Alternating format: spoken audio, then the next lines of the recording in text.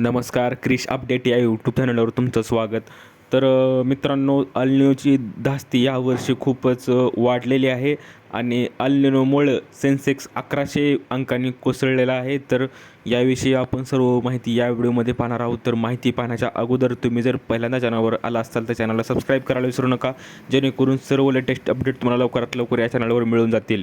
तर मित्रांनो, अल निनो ह्या वर्षी असणार आहे आणि त्याला सुपर अल निनो नाव पण दिलेलं आहे. तर निफ्टी 23,550च्या खाली कोट्यवधी रुपये पाण्यात गेलेले आहेत आणि यंदा अल निनोच्या प्रभावामुळे पाऊस सरासरीपेक्षा कमी राहण्याची शक्यता व्यक्त होताच त्यांचे पडसाद शेअर बाजारात, शेअर मार्केटमध्ये सुद्धा उमटले आहेत.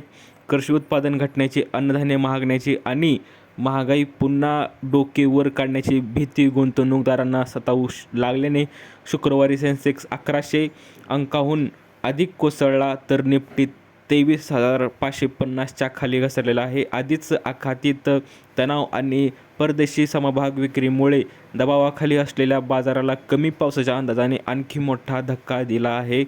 तर आता अल निनो असल्यामुळे महागाई तर वाढणारच आहे. यावर्षी पाऊस पण कमी असणार आहे आणि त्यामुळे आता पुढे काय, तर विश्लेषकांच्या मते की पावसाबाबतची स्थिती, पश्चिम आशियातील घडामोडी आणि परदेशी गुंतवणूकदारांचा निधी प्रभाव यावर पुढील काही आठवड्यात बाजाराची दिशा अवलंबून असेल.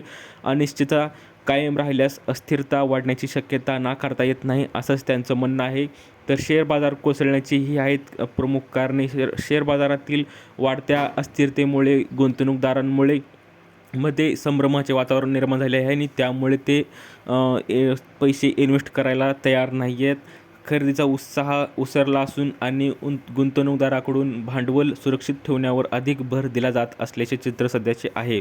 तर 11 वर्षातील सर्वात कमी पावसाचा अंदाज आहे. तर शेतकरी मित्रांनो, ह्या वर्षी शेतीसाठी खूपच वाईट दिवस येऊ शकतात, कारण की 11 वर्षात सगळ्यात सरासरीपेक्षा कमी पाऊस असणार आहे, असं स्पष्ट म्हणणं भारतीय हवामान खात्यानं आधीच दिलेलं आहे. तर भारतीय हवामान विभागाने 11 वर्षातील सर्वात कमी पावसाचा अंदाज व्यक्त केल्याने कृषी उत्पादन, ग्रामीण मागणी आणि महागाईबाबत चिंता वाढली आहे. इराण अमेरिका चर्चेतील अनिश्चितता. इराण अमेरिका जे युद्ध आहे ते आखात देशातील, तर ते स्पष्टता नसल्याने जगातील बाजारात अस्वस्थता वाढली आहे आणि त्याचा परिणाम भारतीय बाजारावरही दिसून आला आहे. परदेशी इन्व्हेस्टमेंट गुंतवणूकदाराची विक्री सध्या वाढत आहे, कारण की परदेशी लोक आता इन्व्हेस्ट केलेले पैसे हे काढत आहेत आणि परदेशी संस्थात्मक गुंतवणूकदारांनी भारतीय बाजारातून निधी काढण्याचा सपाटा कायम ठेवला असून या विक्रीमुळे निर्देशकांवर मोठा दबाव निर्माण झाला आहे. ज्यांनी इन्व्हेस्ट केले आहेत ते सुद्धा पैसे काढत आहेत आता. आणि निर्देशांक फेररचना परिणाम, तर आपण एवढी दिलेली माहिती तुम्ही पाहिला असेलच. थोडक्यात सांगायचं झालं तर सध्या अल निनोचा प्रभाव ह्या वर्षी असल्याने पाऊस कमी पडणार आहे, महागाई वाढणार आहे, उत्पन्न कमी होणार आहे आणि त्यामुळेच गुंतवणूकदार शेअर मार्केटमध्ये इन्व्हेस्ट करत नाही आहेत आणि अशांमुळेच परदेशीसुद्धा लोक जे इन्व्हेस्ट केलेले पैसे होते ते सुद्धा गुंतवणूक केलेली ते महागाई घेत आहेत आणि खूपच अस्थिरता निर्माण ह्या वर्षी झालेली आहे. आणि 11 वर्षातील सर्वात कमी पाऊस, सरासरीपेक्षा कमीसुद्धा पाऊस ह्या वर्षी पडणार आहे. म्हणजे याचा अर्थ ह्या वर्षी दुष्काळाची परिस्थिती उद्भवू शकते. तर अशी ही अपडेट आहे मित्रांनो.